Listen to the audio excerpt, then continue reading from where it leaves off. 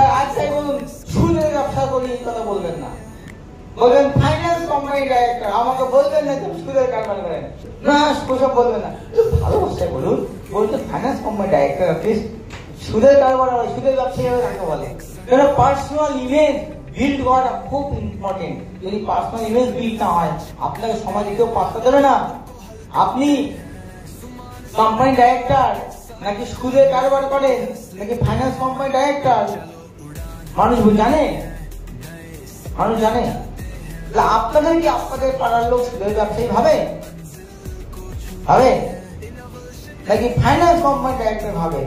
সেটা নির্ধারণ করা, সেটা মেসেজটা দেওয়ার দায়িত্ব কার? আমার না তার নিজের না আপনার? আপনাকে।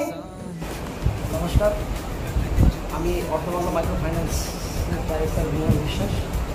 আমি ম্যাপের ডিজিটাল সার্ভিস থেকে যে ট্রেনিং দিলাম, ট্রেনিং নিয়ে খুব উপকৃত হয়েছি। ট্রেনিং নিয়ে খুব ভালো লাগলো, অনেক কিছু শিখলাম, কিছু অজানা বিষয় ছিল সেগুলো জানলাম। নমস্কার, আমি সুকুমার বিশ্বাস, অর্থবাংলা মাইক্রো সার্ভিস ফাউন্ডেশনের ডাইরেক্টর।